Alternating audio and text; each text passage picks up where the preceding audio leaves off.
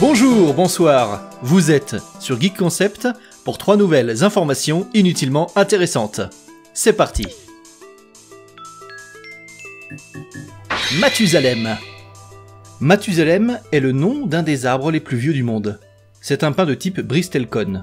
Il trône à plus de 3300 mètres d'altitude dans les White Mountains de Californie.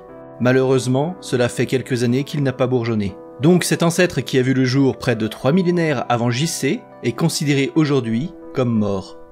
Son cousin Prometheus a lui été abattu par erreur en 1964 pendant une recherche scientifique sur cette variété d'arbres. Ce dernier était certainement encore plus vieux que Mathusalem. Après plusieurs études de ses cernes de bois, on l'estimait âgé de plus de 5000 ans lors de sa coupe. Prometheus a très certainement bourgeonné pour la première fois pendant la toute première dynastie des pharaons, juste après la préhistoire, avant les premières pyramides. Mais cet ancien record a été battu par des plantes dites clonales. Old Chico est un épicéa de Norvège daté de près de 10 000 ans. Du haut de ses 4 petits mètres, il se dresse maintenant seul à 900 mètres d'altitude. Le tronc de Old Chico n'est pas forcément si vieux, mais le système racinaire dont il est issu a bien été daté au carbone 14 à 9550 ans.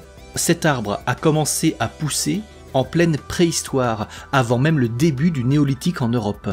Mais cela n'est rien encore à côté de Pando, qui lui est un seul et même organisme vivant, un seul et même individu clonal, une colonie de peupliers tous reliés les uns aux autres. 40 000 troncs d'arbres répartis sur 43 hectares. Certainement le plus vieux et le plus lourd être vivant de la Terre, encore vivant. 6 000 tonnes pour au moins 80 000 ans. 80 000 ans. Un petit humain, ça fait pas le figure, à côté de l'incroyable masse et du vénérable âge de ce titan végétal. Encore plus d'arbres. Ceci est un sapin, avec ses aiguilles plates et ses cônes bleutés dressés de façon érectile, dirons-nous. Et ça, c'est un épicéa, avec ses aiguilles plus pointues, à section plus circulaire, voire à 3 faces, et ses cônes bruns pendant sous les branches tels des paires de pommes de pin. Enfin non, des pommes d'épicéa en l'occurrence. Car le pin, c'est encore autre chose. Pin, sapin et épicéa sont tous des résineux conifères. Conifères car ils ont des cônes. Sur Terre depuis plus de 300 millions d'années, bien avant les feuillus, leurs épines tiennent généralement plusieurs années, voire plusieurs décennies pour certaines espèces. Ils peuvent atteindre 30, 40, voire plus de 70 mètres pour le pin, ou plus de 100 mètres pour certains séquoias, comme Hyperion, qui détient le record mondial avec ses 115 mètres de haut. Sinon, à la vue de ces épines, il se pourrait fort que le plus festif des arbres ne soit pas un sapin de Noël, mais bel et bien un épicéa de Noël. Ah oui, et pour finir avec un arbre qui n'est pas un conifère, ça c'est un chêne spermatophyte, angiosperme, pédonculé. Et ça nous faisait bien rigoler.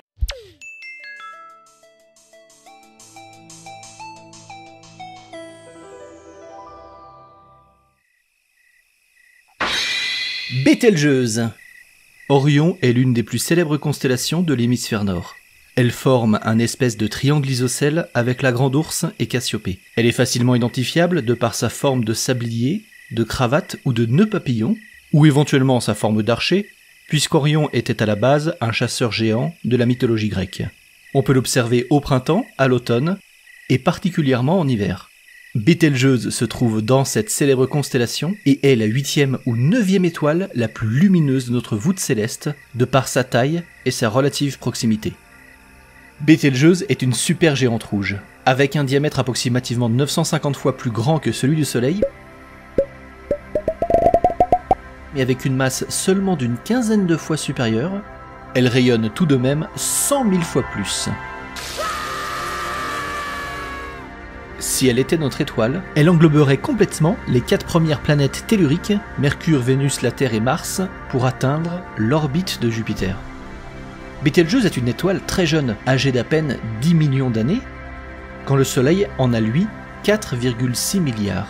C'est comme comparer un nourrisson de 2 mois et une personne centenaire, mais un bébé 950 fois plus grand que son arrière-arrière-arrière-grand-parent. Oui, cette comparaison n'a aucun sens. Une supergéante rouge variable, car sa luminosité et sa forme fluctuent, ce qui lui donne un aspect de grosse boule bouillonnante. et ces fluctuations chaotiques semblent bien être le signe de sa fin de vie. Elle n'aura bientôt plus assez de carburant pour maintenir suffisamment de réactions nucléaires en son cœur pour contrebalancer sa masse. Elle va donc imploser. Toute sa masse restante va alors s'effondrer en quelques millisecondes seulement sur son noyau de fer. Noyau qui va encore s'effondrer sur lui-même, donnant un cœur de neutrons. Mais la pression sera devenue telle qu'une grande partie de cette matière va rebondir sur ce cœur neutronique et produire un gigantesque cataclysme explosif, la supernova.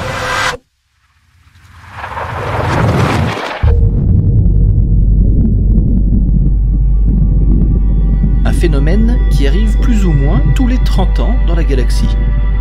Lorsqu'elle explosera, dans quelques tout petits milliers d'années, Bételgeuse sera visible pendant plusieurs jours, en plein jour, avec une luminosité comparable à celle de la Lune. Et elle laissera derrière elle une magnifique nébuleuse. Il ne restera alors plus qu'un cœur de neutrons, une étoile à neutrons d'une vingtaine de kilomètres seulement. Une toute petite étoile, mais à la densité extrême, de 10 puissance 14 tonnes par mètre cube, 10 milliards de tonnes par litre. 10 milliards de tonnes, dans un seul petit litre. La densité de l'étoile à neutrons. Certainement la matière la plus dense que puissent maintenir les lois de la physique. Au-delà de cette densité, la matière s'effondre encore sur elle-même pour former un trou noir. Bételgeuse est la première étoile, autre que le Soleil, dont la surface a été photographiée. Avec les 47 antennes du grand réseau ALMA, le centre d'observation a réussi à créer une image par interférométrie de ce monstre stellaire.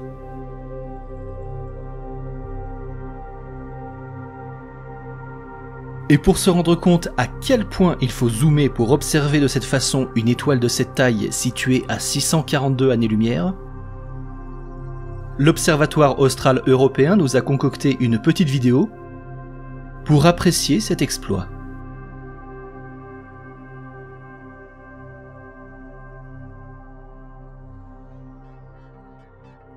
Si tu veux nous remercier pour cette vidéo, un like ou un commentaire, ça nous fait toujours très chaud au cœur. Le partage restant de loin l'action la plus efficace. C'était 3 informations inutilement intéressantes.